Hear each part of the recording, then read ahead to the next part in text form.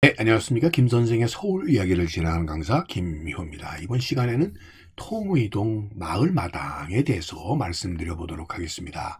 자, 이 통의동은 여러분들 한성부 북부 의통방으로 이렇게 시작이 되었던 곳으로 이 태조 5년 때부터 500년간이나 지속되어 왔었던 지역명이 되겠습니다. 그랬던 것이 1894년에 지방구역이 개정되면서 통의방으로 개칭을 하게 되었고 1914년에 동명이 제정될 때 오늘날의 이 통의동이 마련이 되었다라고 보시면 되겠습니다. 특별히 이 지역의 백송이 유명을 해서 흔히 이 지역을 백송동 혹은 흰 소나무골이라고도 이렇게 불렸던 지역이 오늘날의 통의동이다라고 보시면 되겠습니다. 지금 경복궁을 여러분들이 보고 계시는데요. 이 경복궁 서쪽 지역에 바로 이 의통방이 자리 잡고 있었다라는 것을 이 대동여지도에서 확인해 볼 수가 있겠고요. 그 밑에 창의궁이 있었다라는 것을 알 수 있고, 또 위쪽으로는 장동 지역, 이게 창의문에서 이름이 장의문으로, 그래서 장동으로 이렇게 전해졌다고 하는 장동이 있고요. 그 옆에 여러분들 지금의 7궁으로 전해지고 있는 육상궁이라고 하면 여러분들 영조 생모였던 숙빈 최씨의 사당이 있는 것이 육상궁이 되겠고, 이 옆에 선의궁이 있네요. 이 선의궁은 여러분들 잘 아시다시피 사도세자의 친어머니죠. 영조의 후궁이었었던 영빈 이씨의 사당이 있었던 곳이 바로 이 선의궁이 되겠습니다. 이처럼 이 궁궐 경복궁 서쪽 지역에 많은 외곽 지역의 궁과 더불어 그것이 하나의 서촌을 이루고 있는 지역에 의통방이 있었다라는 것을 알 수가 있겠습니다. 지금 당시에 사대문 안에 있었던 많은 궁들을 표시해 놓고 있는데 그 중에 하나가 바로 이 창의궁이었고, 이 창의궁이 위치하고 있는 것이 오늘날의 통의동이다라고 보시면 되겠습니다. 그래서 여러분들이 이 창의궁이라고 하는 명칭이 붙여져 있는데, 이 창의궁은 이 창의문에서 이름이 이렇게 전해져 내려왔다라고 보시면 되겠습니다. 그렇게 된 이유는 바로 이 창의궁이라고 하는 곳 자체가 숙종이 그 무술이 출신이었었던 이 숙빈 최씨 사이에서 낳은 아들이 바로 연寧궁이었고, 이 연寧궁이 나중에 영조가 되는 것이죠. 그러다 보니까 숙빈 최씨가 살았었던 집 자리에 해당이 됐고, 그 영조가 지기 전에 살았었던 잠조에 해당됐던 것이 바로 이 창의궁이 되는데, 바로 이 창의궁이 위치했었던 이 지역에 그 뒤에 이 정조의 형인 의소세손의 사당인 의소묘도 이곳에 있게 되었고요. 또 정조의 왕세자였었던 문효세자의 사당인 문의묘가 또 이곳에 있기도 했었기 때문에 영조와 정조가 자주 행차를 했었던 곳이 바로 이 창의궁이라고 보시면 되겠습니다. 인조 반정 이후에 결국 왕위가 계승될 수 있었다라고 하는 점에서 이 창의문에서부터 창의궁이라는 명칭이 나오게 되었다라고 보시면 되겠고요. 바로 그런 과정에서 이 연寧궁, 이 영조와 관련이 깊은 곳이 바로 이 창의궁이 되겠고, 그 창의궁 가까이가 바로 오늘날의 통의동이다라고 보시면 되겠습니다. 특히 이 창의궁이 위치하고 있는 지역이 이 당시에 폐허되어 있었던 경복궁의 서쪽 지역에 있는 연추문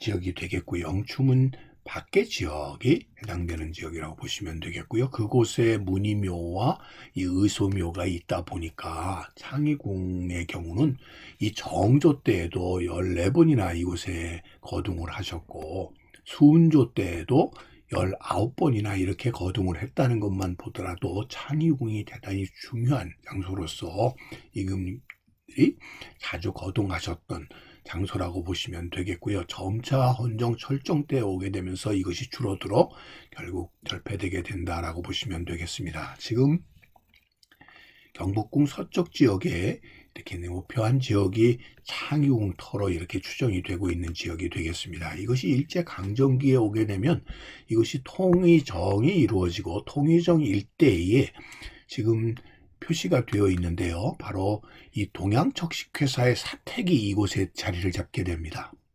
그래서 이 통의동 지역에 동척 사택들이 들어서게 되면서 창의군의 이 흔적들이 점차 지워지게 되고요. 바로 요 부분 지역이 오늘 우리가 다루고자 하는 바로 이 통이동 이 공원의 위치가 되겠습니다. 자, 위치는 다시 다른 지도에서 확인을 해보게 되면 바로 이 통이동 7번지 일대 바로 여기가 되겠고요. 이쪽으로는 학교가 자리 잡고 있고 이 위쪽으로 여러분들 이 진명 학교가 있다는 것을 이 지도에서 확인해 볼 수가 있겠는데 바로 요 통이동 공원 주민공원 바로 위쪽에 있는 요 학교가 어딜까 이 지도에서 찾아보게 보니까요. 바로 요 위치가 되겠고요. 요 위치에 있었던 학교는 바로 이 매동학교가 되겠습니다.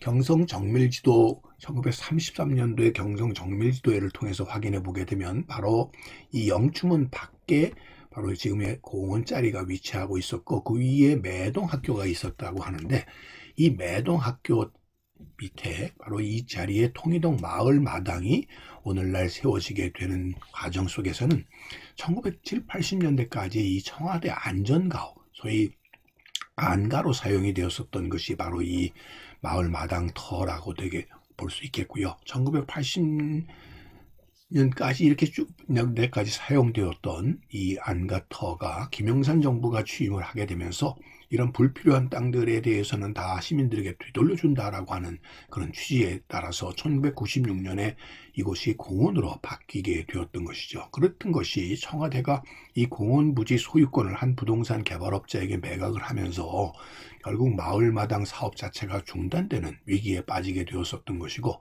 이런 가운데 소위 공원을 사랑하는 시민 모임을 중심으로 하는 공원사수 대작전이 진행이 되게 되었고 결국 서울시가 이를 다시 매입하면서 2020년 여름에 통이동 마을마당이 마련되어 오늘에 이를 수 있게 되었다라고 보시면 되겠습니다. 바로 이 예전 청와대로 가던 바로 이 길 옆에 보시고 있는 것이 영추문이 되겠고 영추문 바로 맞은편 쪽에 자리 잡고 있는 것이 이 통이동 마을마당이 되겠고요.